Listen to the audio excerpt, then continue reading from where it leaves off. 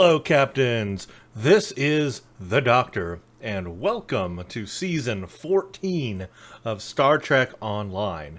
So on Tuesday, October 3rd, Cryptic made Season 14 active on Star Trek Online.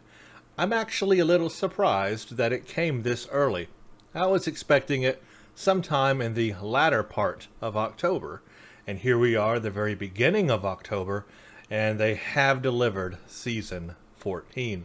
Big question is, will there be a Season 14.5? And as we know, they like to do that because they can't always cram in everything in the big season updates, although I wish they would, and just do it once and then not have to do half season updates. So we'll see what happens if they come out with a Season 14.5. We'll see about that. Anyway, Season 14, it is called Emergence.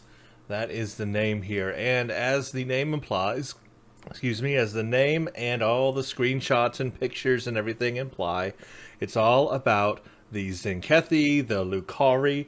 Geordi LaForge is involved. We've got the Junora colony, the new featured episode to play.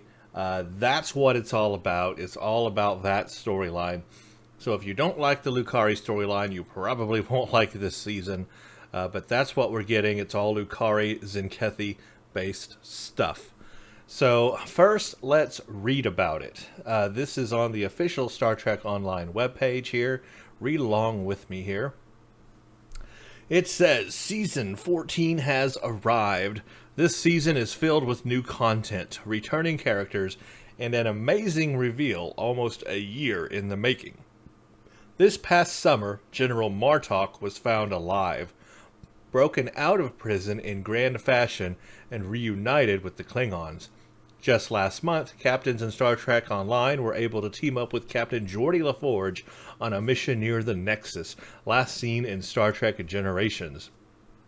With Season 14, Captain LaForge is back in the captain's chair of the USS Challenger, and he's been working with the fledgling Lucari-Kintari alliance to build a habitable colony world that will reunify their people. There has been a mystery swirling around the motivations of the genocidal Tzenkethi, and the first major puzzle piece will fall into place with the featured episode Melting Pot, not Melting Plot, although that name would be quite apt, wouldn't it? Melting Plot. Anyway, I digress. That releases today. In addition to this great new chapter in the Tzenkethi Crusade, captains will be able to participate in a wide variety of new content that is all focused around this brand new Lucari-Kintari colony. Captains will be able to head to orbit and defend the colony from space, as nearly any enemy group will approach and attempt to gain access to the proto-matter technology of the Lucari. The Tzenkethi are the most interested in expanding the destructive power of their proto-matter technology and will actually assault the colony itself in order to obtain more of it. 10 captains can work together to clear the beaches of the colony of a massive Tzenkethi invasion and coordinate with Geordi to get them off the planet altogether. Captain Zingravu is also stepping up the scope of the Tzenkethi Crusade through a brand new Red Alert. Captains will be tasked with defending planets from the Tzenkethi's new proto-matter weapons, with failure meaning the loss of an entire world. All of this content is built around the amazing new Lucari-Kintari colony, and fleets will be able to build their own full 5-tier fleet holdings on this colony world. This is by far the largest holding fleets will have access to, and it's packed with amazing visuals, fantastic new rewards that include a unique Tier 6 ship that can be provisioned once the colony is completed, and brand new gameplay options. Fleets will be able to call up to 20 fleet members to participate in a holographic invasion of the colony world where everyone succeeds and fails together, and the rewards increase based on the group's willingness to either take a reward payout or press on for more. To round out Season 14, we're proud to announce the Miracle Worker Specialization. This new primary specialization will allow captains to live out their Scotty, Geordi, or O'Brien dreams of being the behind-the-scenes miracle worker that makes their captains look good. By progressing in this specialization, you will unlock a variety of abilities that give you far more adaptability in combat. That's good both for yourself and your group. This specialization will also release with a full suite of ground and space bridge officer powers that will give captains the ability to make tweaks to their favorite builds and see the full depth and potential of being a miracle worker. Season 14 has been an amazing journey for the entire Stowe development team, and we've had an amazing time playtesting it, both internally and with the community on our test shard. We have Jordy back on an adventure, major reveals in our Tzenkethi Crusade arc, a wide variety of new queued and event-based content, the largest fleet holding we've ever built, and a brand new primary specialization to give our captains new opportunities to progress. All of this combines into an amazing release that is live now. Thanks for playing, and I look forward to seeing you in-game. So there you go. That's the official introduction of Emergence. Now, per usual, after this video, I will make a specific introduction video to Season 14, and that means I will go in the game, and we will find out what is new and what to do with Season 14. So expect a video from me on that to show you guys all this new stuff. I'm going to introduce it, show you where it's at, how to access it, and what you can do with all this new content. And then I will play the new content in subsequent videos. All the new Red Alert, the new PvE content. I will play all that. Of course, the featured episode. I cannot wait to play that. Love those things, of course.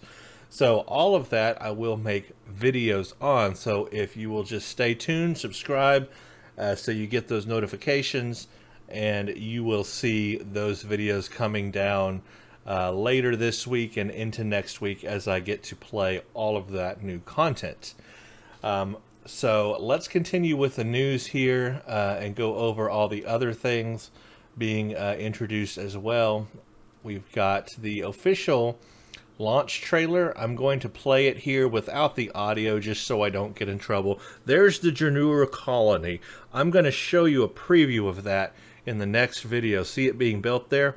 I'm going to show you a preview of that because our fleet has started construction on it, and we've got a bare bones version of it, so I can demonstrate that. I think that's the new Red Alert, or the new mission, one of the two. I don't know yet, I haven't played it. That is probably the invasion that you can do on the Junora colony, so not really a whole lot there to look at in that video, but gives you an idea about some possible things that you can do. Here's a better picture of the Junora colony being built, being constructed, and tiers and parts of it are built one at a time in your fleet. I guess this is also going to be part of the featured episode called Melting Pot. I'm not sure yet how that's going to work out. I haven't played it, but I'm sure it'll flow right into your fleet holding quite easy. That's what they did with the last one they did. So that should work out good. Let's read this here. Each week we'll roll out new rewards for the featured episode Melting Pot. The first week's reward is the Preeminent Core. In addition, the first completion of this mission on an account this week will grant a featured episode weekly reward box. These reward boxes, of course, are you get these every time there's a featured episode. You can get that universal tech upgrade, or you can get a captain specialization point. Don't really need to go over that. The preeminent cores are of Tzenkethi design, and therefore are specifically designed to be able to deliver shield power with extreme efficiency. Furthermore, this core comes with a special capacitor that activates additional power reserves when used while the user's shields are offline. The preeminent core counts towards the incontrovertible defenses set. Who comes up with these names? Seriously, guys. Incontrovertible defenses. Yes, that makes sense. Not. Collect and equip pieces from this set to unlock powerful set bonuses. So we are going to get a deflector, an engine, the warp core, and a shield. So we're going to have a full 4-piece bonus space set out of all of this. So apparently this is Tzenkethi technology now, we're getting, and you know that they put a focus towards shields. So I think we're going to see a big, huge focus on these rewards towards shield power and shield strength. So there's a 2-piece bonus that says kinetic damage resistant rating, a 3-piece bonus that gives you Tetrion damage and maximum shield capacity. So I saw the shield capacity coming. Tetrion damage is interesting though, so this would be good on a Tetrion build. And then the 3-piece bonus gives you flight turn rate. Activating a cannon bridge officer ability applies shield power for a short duration, so even more shield power. And so that's what you get on the bonuses there. So we'll take a look at all this in game when I play the mission or do my intro video actually. We'll take a look at these pieces on here and see what all their stats are and everything. But it looks like a set designed to do Tetrion energy damage. So if you've got a Tetrion build, try it out. If you don't have a Tetrion build, you probably won't be getting the best that you can from it, although you can still use pieces of it to increase your shield power and shield capacity.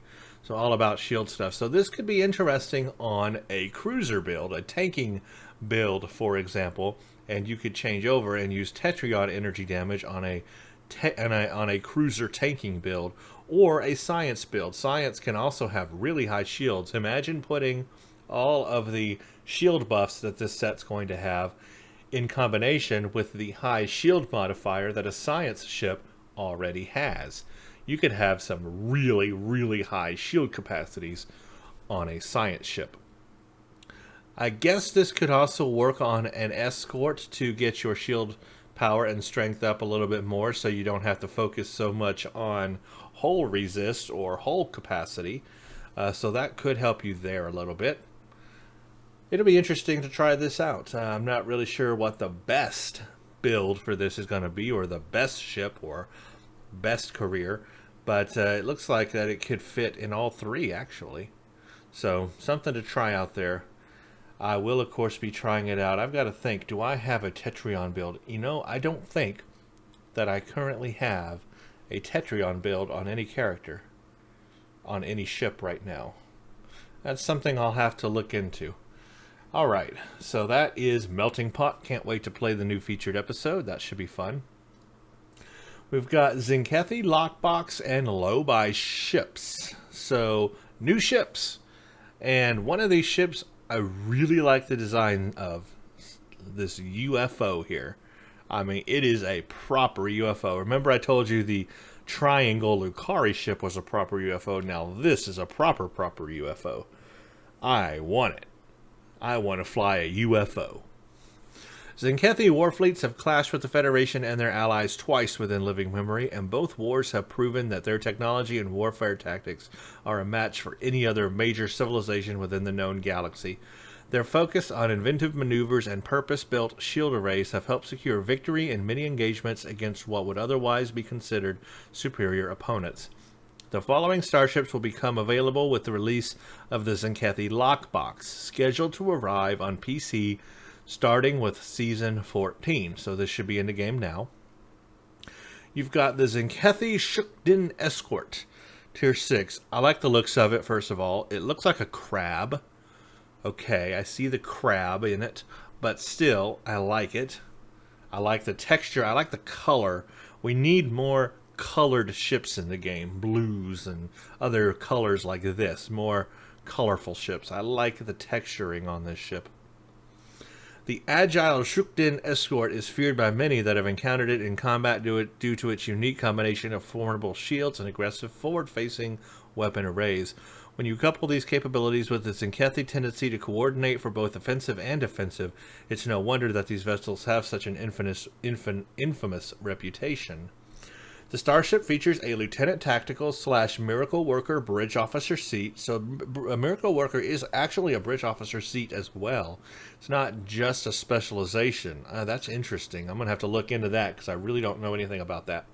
But it looks like these ships are going to have that Miracle Worker Bridge Officer seat. And a Lieutenant Commander Universal / Pilot Bridge Officer seat. So a pilot seat and a Miracle Worker seat. That's very unique right there. Very, very unique. I don't know what the Miracle Worker seat is going to add, what powers that's going to have, but I look forward to finding out. So this tier 6 lockbox, of course. Hull strength is 36,000 at level 60. Shield modifier is 1.4. That's actually pretty good for an escort. 4 weapons is 5. It has 5 forward weapon slots, guys. 5. Now, it's only 2 aft, but imagine if you set this thing up with beams, for example, you could put 2 360 Omni beams in the back, and you would fire forward, and you would have 5, 6, 7. You would have 7 weapons firing forward or wherever at all times. Could you imagine that? 7 weapons. That's pretty cool. Or if you went with cannons, you could put turrets in the back. You'd still have the same effect because they fire 360 as well. So even with cannons, they would still fire. So basically, firing forward, you have 7 weapons firing forward. I like that. It's a nice, clean design. I mean, it's for forward weapon firepower right there. 2 device slots. Let's see, you bridge officer stations, 1 lieutenant tactical miracle worker, 1 commander tactical, 1 ensign engineering, 1 lieutenant commander science, 1 lieutenant commander universal pilot. Holy crap, this thing's got a lot of seating. 4 tactical, 3 engineering, and 4 science. It's heavy on the science. Interesting. Base turn rate 16 degrees a second, inertia 70 plus 10 to weapon and shield. Got a peripheral refraction array console. It's got a heavy weapon slot, of course, because it's an escort, and the escort mastery package on it. Yeah, that looks really good. So what is this experimental weapon? Protomatter laced sheller. Originally of Tzenkethi design, this weapon is now capable of being fitted into any starship with the experimental weapon slot, previously known as heavy weapon slot. The protomatter laced weapon payload it delivers is split between kinetic and radiation damage, and the damage it deals is increased against foes the closer they are to being directly in front of your ship. Okay, so are they renaming the heavy weapon slot a experimental weapon slot on all escorts, or is it just the Tzenkethi ones? Not sure about that. Now, this ship has the peripheral refraction array. The console represents the current pinnacle of Tzenkethi shield technology, allowing the starship to massively increase their defensive capabilities along all non-forward shield facings. The forward array is instead turned to offense, increasing the damage dealt by the starship's weaponry against any foe within their forward-facing 90-degree arc. The console also provides a passive boost to shield hardness and shield regeneration. Interesting. So, like, different arcs of the shield are going to have different capacities, I guess, or shield hardnesses, and the forward-facing is not to give more power to weapons or something like that. That could be interesting, perhaps. Although, you know, you get fired on from the front, then not going to be so good for you, but we'll see how that works out. Starship Trait Symmetry. After achieving level 5 in your Tzenkethi Ships escort, you will unlock the Symmetry Starship trait. While the trait is slotted, using any shield healing bridge officer ability will cause foes near the healed ally or self to suffer an amount of shield drain proportionate to the amount of shields restored. Wow, that's cool. It's just like taking their shields and adding to yours in a way. Whatever you add, you subtract from them. Interesting. Okay. So that's the escort. Here's the battle cruiser, tier 6, the big one. It's the Rosbej battle cruisers possess a surprising amount of maneuverability for a starship with such a low top speed, allowing them to more regularly utilize their aggressive forward-mounted weaponry. These offensive capabilities are used alongside the impressively resilient shield arrays that all Tzenkethi ships are known for. I gotta tell you, you guys know how I love firing forward firing. You know I do it all the time. I'm terrible at port firing or side firing, you know that. So maybe these ships, guys, are right up my alley. They're all built for forward firing with massive forward firing arrays. That's just right up my alley, to be honest with you. Okay, the starship features an ensign engineering pilot and a lieutenant commander universal miracle worker. So it's got their miracle worker on it as well. Looks like it's 44,000 hull at level 60, 1.45 shield modifier. That is up there with like the highest science ship shield modifier. So these Tzenkethi ships are not playing around when it comes to shield strength. This is the highest, I think it's the highest shield modifier you can get on a science ship is 1.45. So these Tzenkethi ships have now come up to science levels of shield capacity. That's pretty amazing for these ships here. Four weapons. It's got 5 forward weapons and 3 aft. Now, usually on a science vessel, you only have 3 in the front. It's not a science vessel, I know, but it's got 3 in the back and 5 in the front. 5, 6, 7, 8. 8 weapons firing forward. Could you imagine that? I want it. I want it. 1 Lieutenant Commander Tactical, 1 Ensign Engineering Pilot, 1 Commander Engineering, 1 Lieutenant Science, 1 Lieutenant Commander Universal Miracle Worker, 3 Tactical, so it's not heavy on Tactical, but it is heavy on Engineering, and 3 Science. Still, though, man, 8 weapons. Base turn rate, 10 degrees a second. 10 to weapon power until 10 to shield power. It's got the Momentum Manipulator console. It's got a Battle Cruiser Mastery Package. Physical, kinetic resist, crit severity, energy, radiation resist, hull capacity, and turtle. It's got a starship trait called a turtle. Come on now. And the cruiser communication array abilities. So let's see what a momentum manipulator is. The inner workings of this technology are still a bit of a mystery, but it's said to replicate and redirect both kinetic and potential energy in order to alter fundamental aspects of physics. Regardless of how it works, it has proven to be an effective weapon of choice for the Tzenkethi, allowing even their largest warships to suddenly execute maneuvers otherwise assumed impossible, while simultaneously boosting their weapons' destructive capabilities. The console also provides a passive boost to radiation, kinetic, and physical resistance and outgoing shield healing. That doesn't really tell me what it does, though. So what does it do? They can suddenly execute maneuvers otherwise assumed impossible. Okay, what maneuvers then? It doesn't tell us.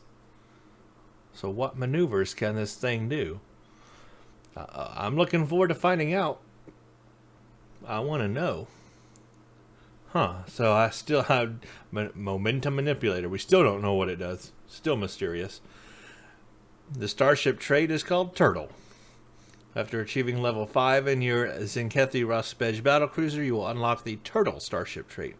While this trait is slotted, you may conserve your energy and move slowly in order to gain additional shield capacity, shield hardness, and turn rate. These bonuses ramp up the longer you remain at or below 25% throttle, increasing every 2 seconds. So basically, you move slowly to gain shield strength, building up a tanking ability. Well, there you go. I want both of those ships. I really do. They're lockbox ships, and I hate that because I don't really like playing the gamble game in this game. But I still want those ships. And we have the Lakari Nakam Scout ship. Now, it is only a tier 5, but look at it. I have to have it, okay? I have to. In the process of making the more state-of-the-art Hokun vessel, the Lakari also experimented with smaller, lighter spacecraft. The Nakam represents some of those earlier engineering explorations, and although not quite as impressive as its big sisters, it's still quite capable in its own right. Scout ships are a unique combination of science vessel capabilities and a much smaller, faster, and more fragile package. They come with built-in sensor analysis and subsystem targeting, as well as a secondary deflector slot, and are able to benefit from Raider flanking bonuses as well. These nimble vessels are also similar to a Raider in that they boast an abundance of universal bridge officer seats. They can load dual cannons and have similar weapon slot configurations. So they have Raider flanking bonus, because they're basically little small Raiders, and they can load cannons, and a bunch of universal seating, which makes them very flexible in their bridge officer seating. So it looks like the hull strength is very low, 27,000. Shield modifier is low, only 3 fore and 3 aft. I wonder if it can be upgraded to Tier 5 at U. They don't say here if it can or not, but I wonder if it can be. If it can be, that would be just absolutely great. It's got 1 Commander Science, 1 Ensign Universal, 2 Lieutenant Universal, 1 Lieutenant Commander Universal, 3 Tactical, 2 Engineering, 4 Science, 18 degrees a second, 10 to Weapon and Aux Power, Radar Flanking, Subsystem, Sensor Analysis, Secondary Reflector. It can equip dual cannons. Yeah, it does not say here if it can be upgraded to Tier 5U or not, but if it can, that'll just make it all the better, and it would give it 4 masteries to unlock. But I still want it. Believe it or not, Tier 5 ships can still be useful at in-game content. This is a point I am going to make in a future video where I am going back and looking at some Tier 5 ships upgraded to Tier 5U because I haven't reviewed them yet, and it shows that, yes, Tier 5 ships are still useful at in-game. You don't necessarily need a Tier 6 ship, you know, but of course it helps. But if you do a good build on a Tier 5 ship, you'll also be okay in the game. So anyway, that's something there. So this ship is still useful even though it's Tier 5. But I want it. I want it. I want all of it. All of it. Give me all of it. Next, we have the Phoenix Prize Pack. It returns. We are excited to announce the return of the Phoenix Prize Pack, which returns to Star Trek Online on PC from Tuesday, October 3rd until October 10th. Just like Zephram Cochrane's experimental vessel, the Phoenix Prize Pack blazes a trail into new frontiers, and following in the models of its mythological namesake, the Phoenix Prize Pack also represents the return from the ashes of items, ships, and other rewards that have been retired from Star Trek Online and are no longer accessible by any other means.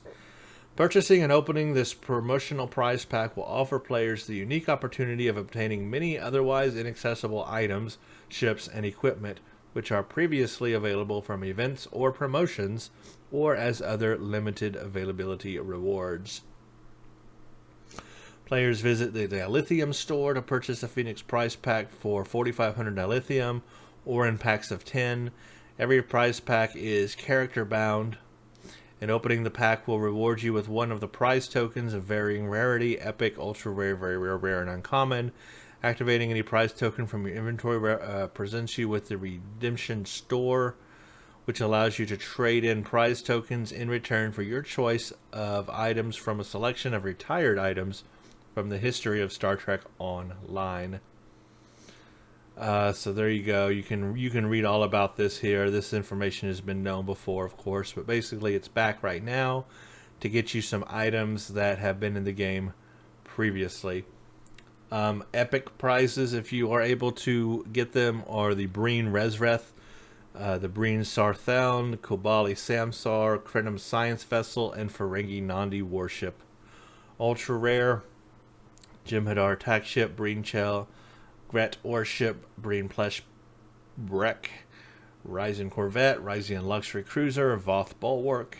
Very rare: Red Matter Capacitor, Universal Kit Module, Crystalline Spike, Zephram Cochrane Shotgun, Crystalline Energy Torpedo Launcher, Tritanium Rending Batleth, Young Nanov, and then rare items: Crystalline Shard, Crystalline Absorption Matrix, Automated Defense Turret, VSS. You got Admiralty ships, duty officers here, and then uncommon, just a whole bunch of little things here as well: tribbles, vanity pets, emotes, stuff like that.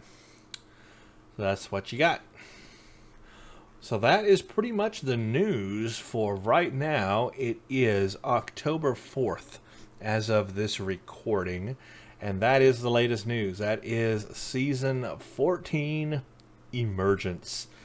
Like I said, I'm going to now go into the game to show you what actually this means, what actually you can do, because it may not be real clear right now, all the things you can do. You've got the new mission to play, you've got a new red alert, you've got at least 2 new PvEs to play, You've got the Miracle Worker Specialization tree to work on. To work on. You got the lockbox to get some Tzenkethi Ships, maybe some stuff in the low-buy store. The Phoenix Prize Pack, all that stuff. And, of course, you've got in your fleet the Junora Colony Fleet Holding to work on. So that's what's there, and that's what I'm going to show you in the next video. So there you go, everybody. Season 14 news. It's here. It's in the game. Check it out and let me know what you think of this season. And stay tuned for the next video. Thanks for watching.